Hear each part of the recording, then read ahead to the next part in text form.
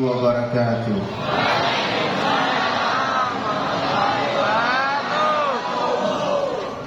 Innal hamdalillah nahmaduhu wa nasta'inuhu wa nastaghfiruh wa nu'minu bihi wa natawakkalu alayhi wa na'udzu billahi min shururi anfusina wa min sayyiati a'malina.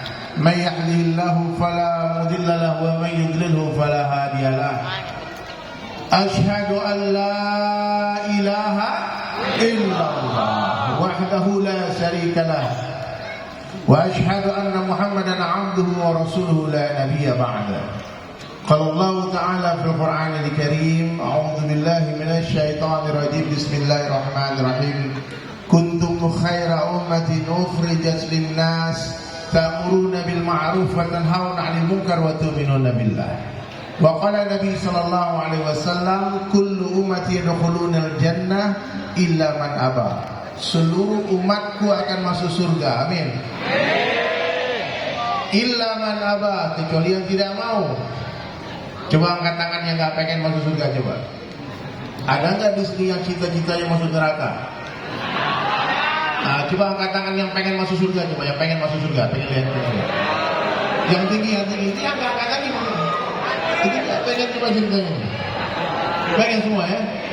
Alhamdulillah. Semoga yang angkat tangan masuk surga semua. Semoga yang enggak angkat tangan masuk surga juga. Amin. Allahu Akbar. Nabi yang sabdakan seluruh umatku akan masuk surga. Illa man aba, kecuali yang tidak mau. Berarti ada orang yang tidak mau masuk surga rupanya. Heran sahabat lalu bertanya ke Rasulullah sallallahu alaihi wasallam, "Qila wa ma ya'ba ya Rasulullah?" Siapakah orang yang tidak mau masuk surga ya Rasulullah? Maka Nabi jawab, "Qala man ata'ani dakhalal jannah wa man 'asani faqad aba." Siapa yang mentaatiku akan masuk surga, siapa yang menolak aku, merekalah orang yang enggan masuk surga. Jadi hadirin sekalian, ini kabar gembira buat kita semua. Maknanya, kalau kita ingin masuk surga, pasti masuk surga. Allahu Akbar. Siapa yang berniat menjadi penghafal Quran? Coba angkat tangan. Yang pengen menjadi penghafal Quran. Oh, lanjutan nih. Tuh. Baru niat, langsung dapat pahala penghafal Quran. Amin. Hebat ya? Siapa yang berniat menghafal Quran, kata Rasulullah SAW, lalu dia mati sebelum menghafal Quran, nanti dikumpulkan bersama para penghafal Quran. Insyaallah. Maka begitu juga siapa yang berniat masuk surga, ingin seperti Rasulullah dan para sahabat, tapi mati sebelum seperti sahabat, mati sebelum sempurna imannya, maka nanti insya Allah dikumpulkan bersama dengan orang-orang yang telah sempurna imannya. Jadi nanti banyak orang masuk surga itu kenapa? Bukan karena amal baik yang dia buat, tapi karena niat baik yang dia buat. Maka malam ini semua pasang niat yang baik-baik. Ingin jumpa Nabi di surga, amin. Ingin berangkat haji dan umroh sekeluarga, amin. Belum berangkat ke Mekah sudah dapat pahala haji.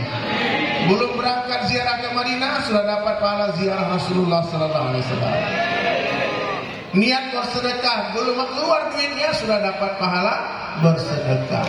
Niatnya orang mukmin lebih baik daripada amalnya. Coba diingat kalimat ini ya. Nanti banyak orang masuk surga bukan karena amal baik yang mereka buat, tapi karena niat baik yang mereka buat. Dan Allah Subhanahu wa taala zat yang maha baik. Allah Subhanahu wa taala mencintai hambanya 70 kali lebih cinta daripada seorang ibu kepada bayinya. Coba yang mana? Allah mencintai seorang hambanya 70 kali lebih cinta daripada seorang ibu kepada bayinya, kepada anaknya. Tidak mungkin ibu-ibu lemparkan anaknya ke api, betul? Ibu mau dorong anaknya keluar. Ibu mau masukkan anaknya ke dalam, ke tengah jalan dan digas mobil, mau? Ibu mau anaknya mati karena narkoba? Nggak mau. Tapi ternyata kenyataannya banyak anak-anak masuk got, betul? Ada yang dilindas mobil, ada yang kena narkoba. Itu bukan salah ibunya, bukan ibunya yang pengen anaknya seperti itu. Semua ibu ingin anaknya tapi memang ada beberapa anak-anak yang tidak mau baik. Allah mewajibkan kita masuk surga. Apa buktinya? Allah wajibkan kita untuk mentaatinya. Itu maknanya Allah wajibkan kita masuk surga. Tapi ternyata nanti akan ada orang yang akan dilemparkan ke jahanam. Kenapa? Karena memang dia tidak mau masuk surga. Seperti Fir'aun laknatullah alaihi.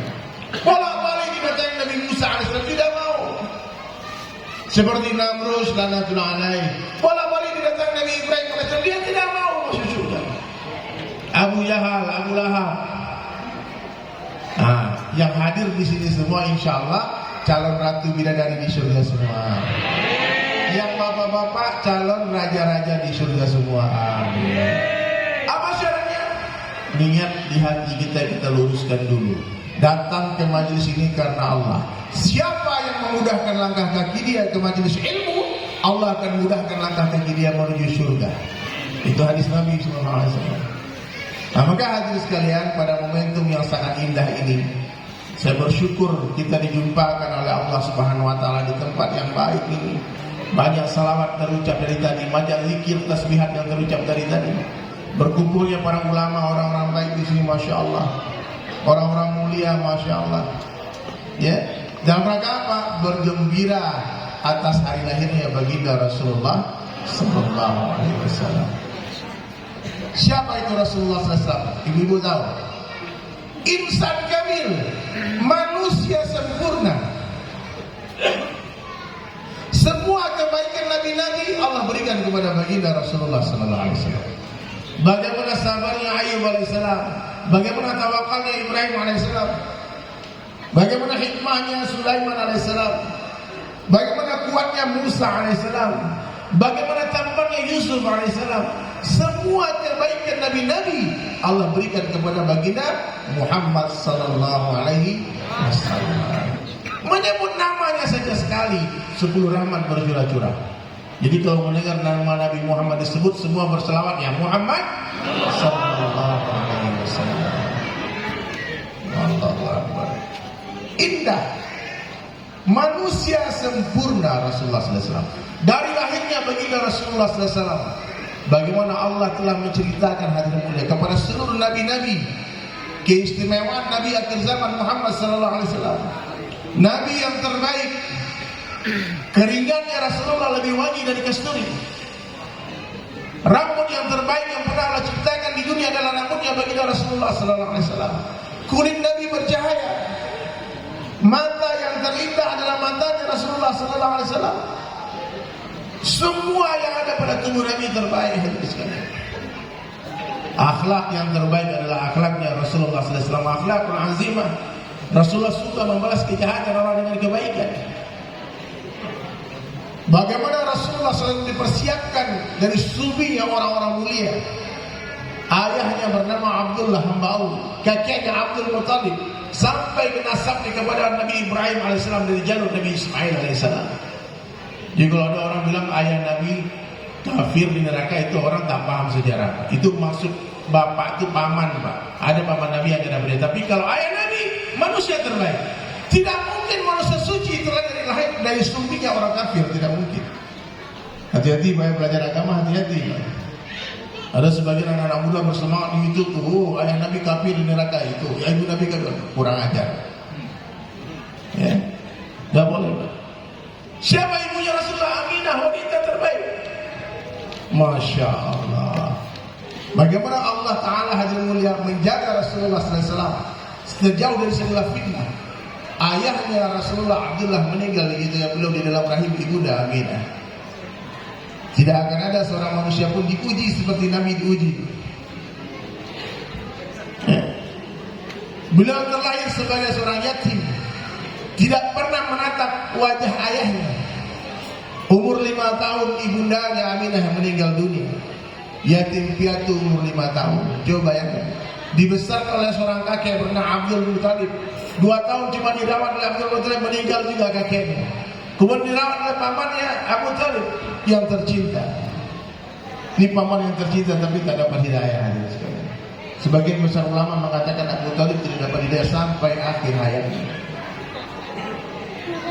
Rasulullah SAW dijaga oleh Allah Subhanahu Wa Taala dari jauh sebelum terlahir ke dunia. Apalagi setelah Nabi SAW berniaga menjadi seorang yang paling jujur. Cara Nabi berniaga nih, orang Madura ternyata kan berdagang kan. Ini dengar nih, kalau mau jadi pedagang ikut Nabi berdagang. Ternyata Rasulullah SAW kalau berdagang tidak pernah Nabi lupa menceritakan tentang kekurangan barangnya. Nabi selalu menceritakan aib barangnya. Kalau baju ini agak ada sobeknya dikasih tahu, ini ada sobeknya di sini. Ini jahitannya agak miring di sini. Dibagi tahu aib barangnya. Dan Nabi katakan tidak termasuk umatku orang yang suka menipu. Ya? Rasulullah SAW jujur hadirin mulia. Jadi bahkan Rasulullah menjanjikan dalam satu hadis, seorang pedagang yang jujur, dengar baik-baik, pedagang yang jujur akan dibangkitkan bersama para nabi di surga nanti, dikumpulkan bersama nabi di surga. Saking langkanya pedagang yang jujur, Pak. Saking langkanya pedagang yang jujur. Allah, betul nggak? Padahal barangnya dibeli Tanah Abang, dibilang dari Singapura nya, tipu. Kadang di barang KW dibilang ori, tipu. Nggak boleh tipu-tipu ya. Rasulullah SAW kalau berdagang selalu menceritakan kekurangan barangnya. Dia punya majikan, seorang wanita terkaya, tercantik di kota Madinah. Siapa? Ibunda Khadijah Al-Kubra radhiyallahu anha. Terdengar kabar tentang jujurnya baginda Rasulullah SAW. Terdengar berita dari pamannya bahwa ini akan jadi nabi nantinya. Maka ketika beliau umur 25 tahun hadirin sekalian, baginda Rasulullah SAW dipinang oleh ibunda Khadijah. Jadi kalau di Madura boleh tak perempuan pinang laki-laki? Boleh? Ya. Dalam Islam boleh. Jadi kalau ada janda-janda di sini melihat ada berondong ganteng soleh, boleh dipinang langsung ya. Nah, boleh. Betul. Ibunda Khadijah umur 40 tahun. Saya baru pulang umroh kemarin, kita berziarah di makamnya ibunda Khadijah di Makkah. Itu satu komplek dengan makamnya Mbah Kiai Maimun Zubair. Ya, saya lihat makam beliau juga, masya Allah. Malah itu. Jadi hadirin sekalian, bagaimana ibunda Khadijah radhiyallahu menghabiskan seluruh hartanya untuk membantu dakwah baginda Rasulullah SAW. Jadi ini dai-dai ini kalau dapat harta kaya, boleh dihabiskan harta itu dakwah. Boleh silakan, gunakan. Amin. Amin. Pengen banget ya. Jadi hadirin rahmat Allah Subhanahu wa taala, itulah Rasulullah sallallahu alaihi wasallam. Menyebut namanya saja pahalanya begitu besar. Coba buka Al-Quran. Di dalam Al-Quran itu kalau Allah memanggil nabi-nabi biasa saja. Salamun ala Ibrahim, salamun ala Ilyasin, salamun ala Musa wa Harun. Biasa saja. Tapi ketika Allah memanggil baginda Rasulullah SAW, berubah ekspresi Al-Quran. Apa Allah katakan? Innallaha, sesungguhnya aku, kata Allah, wa malaikatahu, dan seluruh malaikat-malaikatku, yusalluna ala nabi, berselawat kepada nabiku. Dan tak berhenti di sana. Ya ayyuhallazina amanu, hai orang-orang beriman, sallu alaihi wasallimu taslima. Ketika ayat ini turun, Rasulullah sujud syukur begitu lama. Saking lamanya beliau sujud, ibunda Aisyah radhiyallahu anha berpikir beliau telah wafat. Tak bergerak. Dibangunkan, ya Rasulullah, apa yang terjadi? Maka Nabi SAW bangkit dari sujudnya, dikatakan, baru saja Allah Subhanahu wa taala memberikan kabar gembira untuk umatku. Siapa saja yang berselawat kepadaku satu kali, Allah langsung mengirimkan 10 rahmat untuk mereka. Allah. Maka banyak-banyaklah berselawat di bulan Maulid ini. Ya, berselawat kepada Rasulullah SAW, hidupkan sunnah Nabi SAW. Jadi tanda orang mencintai Rasulullah itu apa? Mau tahu tandanya? Ada hadis Nabi kasabtakan, man ahya sunnati faqad ahabbani wa man ahabbani kana ma'i fil jannah. Siapa yang menghidupkan sunnahku, kata Nabi, sungguh dia cinta kepadaku, dan siapa yang mencintai aku bersama denganku di dalam surga. Nah, maka Bapak Ibu sekalian, coba periksa dirinya masing-masing. Sudah berapa banyak sunnah Nabi yang kita hidupkan? Jangan suka meremehkan sunnah. Dulu sahabat menghidupkan sunnah karena itu sunnah. Hari ini umat akhir zaman meninggalkan sunnah karena itu sunnah. Betul nggak? Kalau kita tahu ini sunnah, oh itu kan sunnah. Terus kenapa kalau sunnah? Hah? Ya, dikerjakan berpahala, ditinggalkan nggak apa-apa katanya. Bukan nggak apa-apa. Kalau kita tinggalkan kita rugi. Dulu saya mencintai Metallica, maaf ya. Mungkin sebagian tahu ya, saya dulu anak metal. Sebelum dapat hidayah. Rambutnya saya tiru, bajunya saya tiru, celananya saya tiru, gitarnya saya tiru, lagunya saya hafal. Saya tahu nama bapak ibu mereka, di mana dia lahir, tanggal lahirnya, semua tentang dia saya tahu. Kenapa? Karena saya mencintai mereka. Sekarang mengaku cinta Rasulullah SAW, apa buktinya? Siapa nama ayahnya? Abdullah, Aminah. Coba kisah Rasul, coba apa? Coba dimainkan lu hadir. Kisah Rasul, pengen dengar kita nih sebentar ya. Ayo, bismillah. Nih anak-anak bisa apa nih? Ya, kita semua ikut nyanyi ya, ikut. Nah, kisah Rasul. Ini karya Imam besar Habib Rizik Syihab. Ini Habib Rizik yang nulis Pak, syairnya Pak. Banyak orang nggak tahu. Coba, bismillah, kisah Rasul. Sudah dinyanyikan tadi belum? Ayo mainkan. Ini Maulid Nabi nih, ini yang dinyanyikan.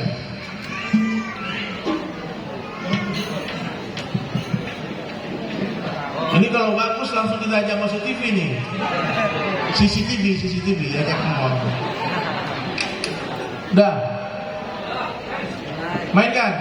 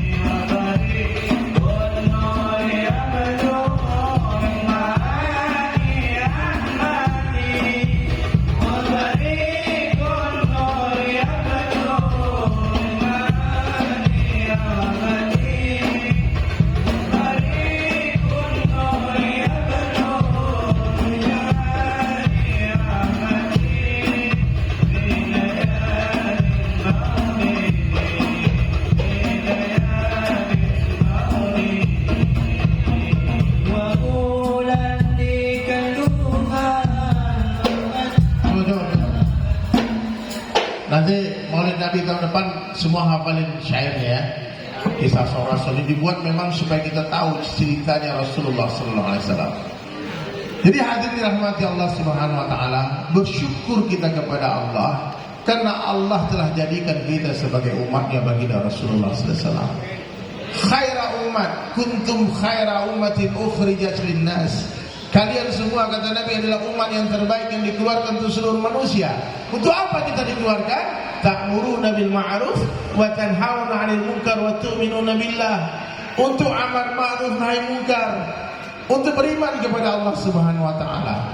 Pintu kenabian telah tertutup dengan wafatnya baginda Rasulullah sallallahu alaihi wasallam, tapi kerja kenabian akan tetap ada sampai hari kiamat. Siapa yang melanjutkan kerja dakwah? seluruh orang yang mengaku sebagai umatnya Rasulullah sallallahu alaihi wasallam, baik laki-laki ataupun wanita. Ini janji Allah. Siapa saja yang buat dakwah amar ma'ruf nahi munkar, maka dia dapat penghargaan dari Allah sebagai khair umat. Coba lihat kipas angin itu.